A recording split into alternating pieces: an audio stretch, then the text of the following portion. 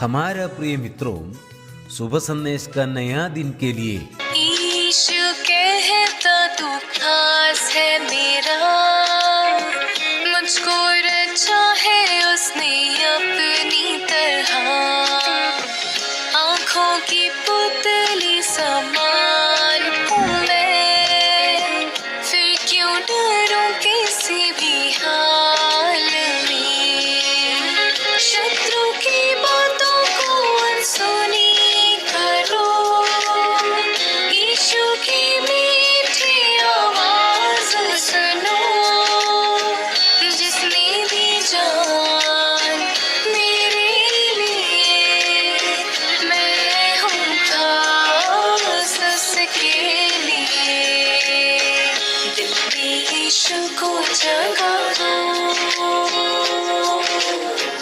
यीशु के तुम बन जाओ। आज का संदेश प्रभु का दास वर्गीस की स्थान से बांटा जाएगा। प्रार्थना के साथ सुनिए। परमेश्वर के बहुमूल्य नाम की महिमा करता हूँ। एक बार और सुबह संदेश कार्यक्रम में हम सबको स्वागत करते हैं। आइए आज के विचार के लिए हम निकालेंगे दूसरी पत्रुस 3 अध्याय की 10 से 13वीं आयत तक हम पढ़ेंगे। 2 पीटर चैप्टर 3 verses 10 to 13। समय की कमी के कारण मैं 11वीं आयत पढ़ना चाहता हूँ। जबकि ये सब वस्तुएं इस रीति से पिघलने वाली है, तो तुम्हें पवित्र चाल चलन और भक्ति में कैसे मनुष्य होना चाहिए। प्रभु के नाम की महिमा करता हूँ। ये जो 10 से 13वीं आयत तक 4 आयत हम देखते हैं, और इस 4 आयतों के अंदर 3 प्रकार की बात हम समझते हैं या हमें बताते हैं। यही है कि old condition, present condition and new condition. Old मतलब जो पुरानी चीज़ के बारे में, और अभी वर्तमान में काम कैसे होना चाहिए उसके संबंध में, और आने वाले दिनों में क्या होने वाला है, आने वाला है उसके संबंध में। ये जो तीनों बात इस आयतों के अंदर हम देखते हैं। 10वीं आयत के अंदर जब हम पढ़ता है उसमें हम देखते हैं कि जितना भी अभी जो पृथ्वी है, जो प्रभु यीशु मसीह का आगमन के संबंध में, ये जो पृथ्वी है, जो आकाश जो है, वो बड़ी हड़बड़ाहट के शब्द से जाता रहेगा, और तत्व बहुत ही तत्व होकर पिघल जाएगी, और पृथ्वी और उस पर के काम सब जल जाएगी, ऐसा लिखा हुआ है। जो पुरानी वस्तु है, जो अभी जो हम देखते हैं जो अच्छा है, लेकिन ये सब पिघलने वाली एक अवस्था में पहुंचेगा, ये बात हम देखते हैं। ये सब प्रभु यीशु मसीह का दोबारा आगमन के संबंध में या प्रभु का दिन के संबंध में बताते हैं। प्रभु का दिन मतलब है प्रभु यीशु मसीह का आने का समय। और इसके बारे में 10वीं आयत के अंदर हम देखते हैं कि एक चोर के समान वो आ जाएगा।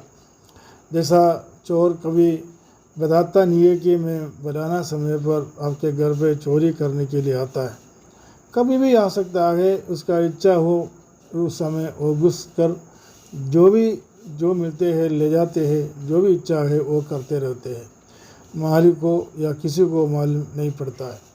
और इसी प्रकार परमेश्वर का दिन, क्योंकि ये सारे जो सृष्टि परमेश्वर का है, और परमेश्वर से बनाया हुआ आगे मनुष्य, और मनुष्य के लिए बनाया हुआ सारे जो सृष्टि जो परमेश्वर की ओर से बनाया गया, तो परमेश्वर अपनी मर्जी के अनुसार कभी भी आकर अपना कार्य पूरा कर सकता है। और इसमें जब हम देखते हैं कि पुरानी सब कुछ या अभी हम वर्तमान में जो देखते हैं, ये सब कुछ खत्म होने वाला एक अवस्था या जलने वाला एक अवस्था हो जाएंगी। आज के हम देखते हैं कि भारत के भिन्न भिन्न जगहों में जो कितना ही कठिनाई हो रहा है लोगों के जीवन में। पृथ्वी अपना जो प्रकृति अपना जो असलियत काम कर रहे हैं, मतलब उसका पृथ्वी अपनी परमेश्वर का क्रोध या पृथ्वी और प्रकृति अपनी क्रोध दिखाते हुए अनेक लोगों को मारते हैं, अनेक देश को, अनेक गांवों को सत्यानाश करते हैं।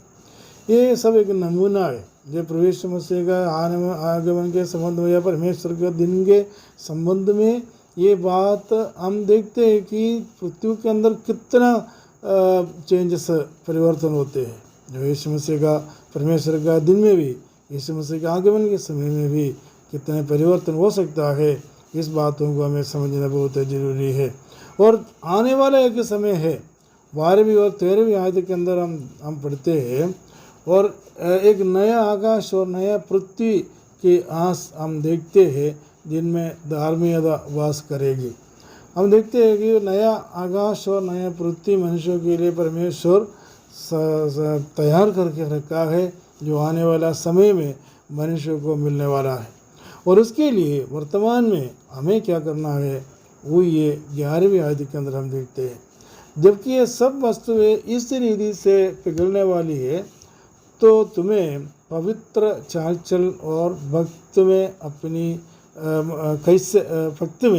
कैसे मनुष्य होना चाहिए।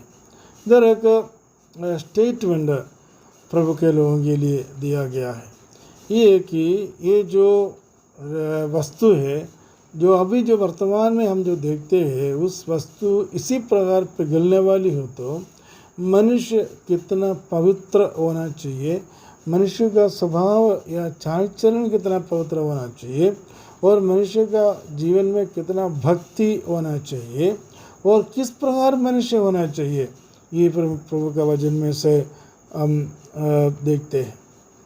देखो, एक संसार के अंदर रहने के समय पर जितना भी हम पवित्र चाल चलन करेगा और कितना भी हम भक्ति में जीवन बिता सकता है, उतना ही परमेश्वर के सम्मुख में हमारे लिए बहुत अच्छे रहेगा। और इस संसार के जीवन थोड़ी समय के लिए है, और आज हम इस संसार को देखते हैं और जगत में रहते हैं, लेकिन कल कौन देखेगा, क्या होगा, कैसे होगा, दुनिया में किसी को पता नहीं सकता और किसी को भी मालूम ही नहीं है। लेकिन ये सब लोगों के लिए ये एक दिन इंतज़ार होना चाहिए। ये है कि परमेश्वर का दिन, ये है कि प्रभु का दिन, और कभी भी वो प्रभु का दिन हमारे लिए आ सकता है। और उस समय हमारे लिए एक आशा 12वीं और 13वीं आयत के अंदर हम देखते हैं। 12वीं आयत के अंदर एक आशा परमेश्वर ने दिया, और परमेश्वर के उस दिन की बाट किस रीति से जोड़ना चाहिए और उसके जल्द आने के लिए कैसा यत्न करना चाहिए, जिसके कारण आकाश आग से पिघल जाएगी ये, और आकाश के गण बहुत ही तत्व होकर जल जाएगी। और परमेश्वर का आगमन का बाट जोते रहना, पृथ्वी पर कैसे भी हो, पिघल जाए, जल जाए, हमें कोई फर्क नहीं पड़ता, लेकिन परमेश्वर पृथ्वी को लेने के लिए नहीं आता है। परमेश्वर आकाश और पृथ्वी को बनाया, जगत के सारे सृष्टि को बनाया, लेकिन परमेश्वर का दोबारा आगमन का उद्देश्य ये कोई भी सृष्टि को ले जाने का नहीं है, लेकिन केवल उद्धार पाए हुए लोगों को ले जाने के लिए है। यीशु मसीह ने ये बात बताया, मैं शीघ्र वापस आने वाला हूँ, आकर वे तुम्हें मेरे साथ ले जाएंगे, जगह मैं बैठता हूँ वहाँ तुम भी बैठोगे। ये एक आशा दिया है। पृथ्वी के सब कुछ इस संसार में छोड़ के जाना पड़ता है, लेकिन केवल आत्मा परमेश्वर के सम्मुख जाएगा। ये परमेश्वर के वचन में लिखी हुई एक आशा है। आइए इस आशा के साथ आज का हमारा जीवन बिताए। परमेश्वर में साथ करे, मदद करे। प्रभु के नाम की महिमा हो।